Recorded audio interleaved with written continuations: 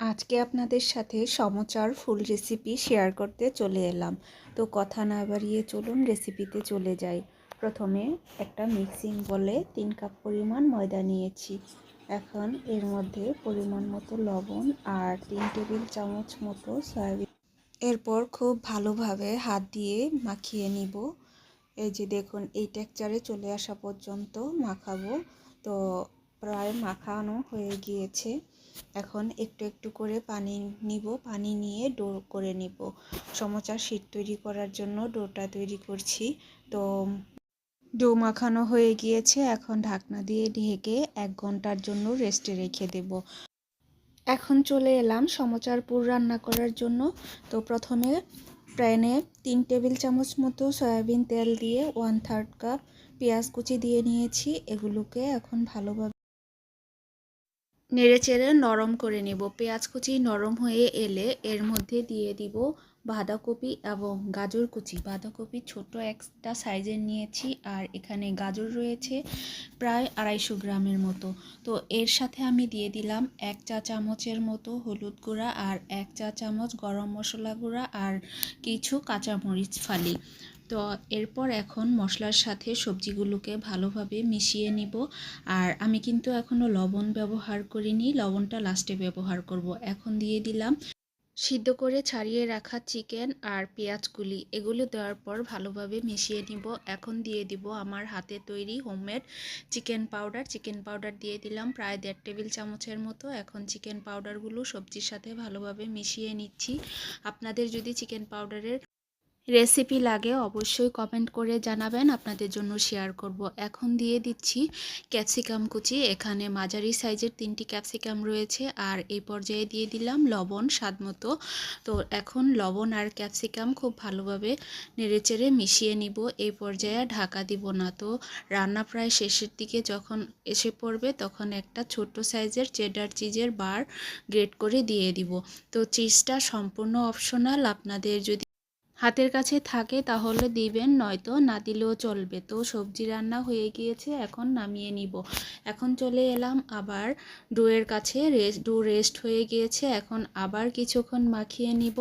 এরপর এখান থেকে কিছু পরিমাণ ডো নিয়ে একটা বড় রুটি বানিয়ে নিব। রুটিটা খুব বেশি মোটা হবে না, আবার খুব পাতলাও হবে না।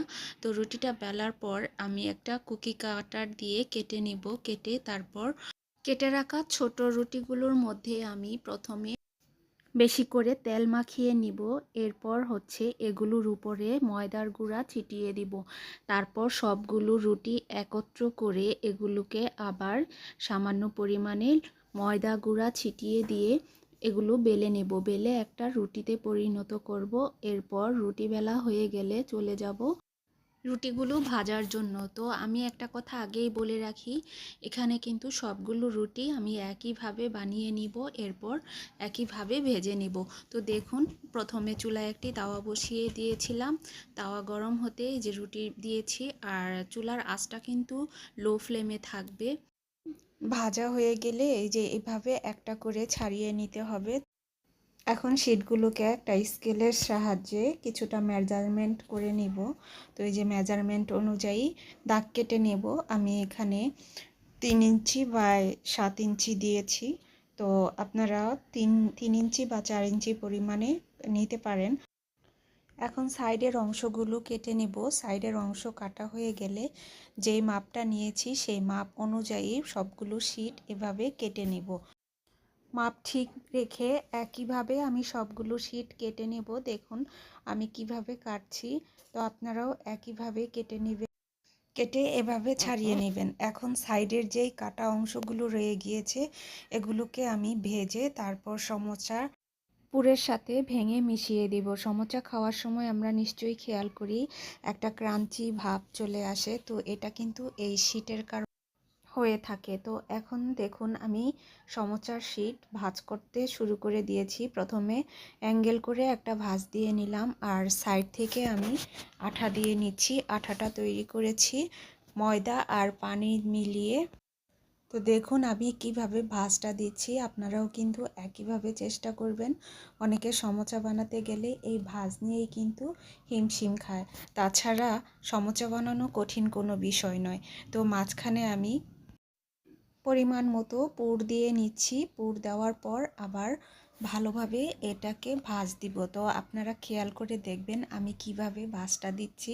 এটা আসলে বলে বোঝানোর মতো কিছু নেই, আপনারা চোখে দেখে বুঝে নেবেন। আর সমোচার ভাঁজটা অনেকের কাছে খুব কঠিন মনে হয়। তো এভাবে যদি আপনারা চেষ্টা করেন অবশ্যই আপনারা সমোচা বানাতে এবং সমোচার ভাঁজ করতে সক্ষম হবেন। তো দেখুন আমি কিভাবে করেছি, খুবই ইজিভাবে আপনারাও করতে পারবেন। আপনারা কিন্তু সমোচা বানিয়ে ফ্রোজেন করে রাখতে পারেন, সামনে রমজান আসছে, রমজানের জন্য, অথবা আপনাদের বাসায় যদি অতিথি চলে আসে হুটহাট তখন কিন্তু আপনারা ভেজে বের করে দিতে পারেন।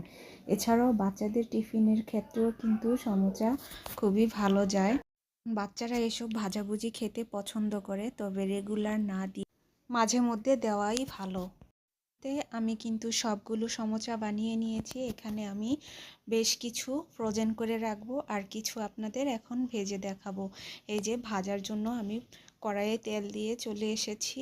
তেল কিছুটা গরম হওয়ার পর আমি একে একে সবগুলো সমোচা দিয়ে ভেজে নিব। চুলার আঁচ থাকবে লো মিডিয়াম ফ্লেমে, বেশি ফ্লেম দিয়ে ভাজলে সমোচাগুলো ভালো হবে না। তো দেখুন আমি আস্তে আস্তে করে উল্টে পাল্টে সমোচাগুলোকে ভেজে ব্রাউন কালার করে নিচ্ছি। যখন একদম ডার্ক ব্রাউন কালার চলে আসবে তখনই সমোচাগুলোকে নামিয়ে নিব।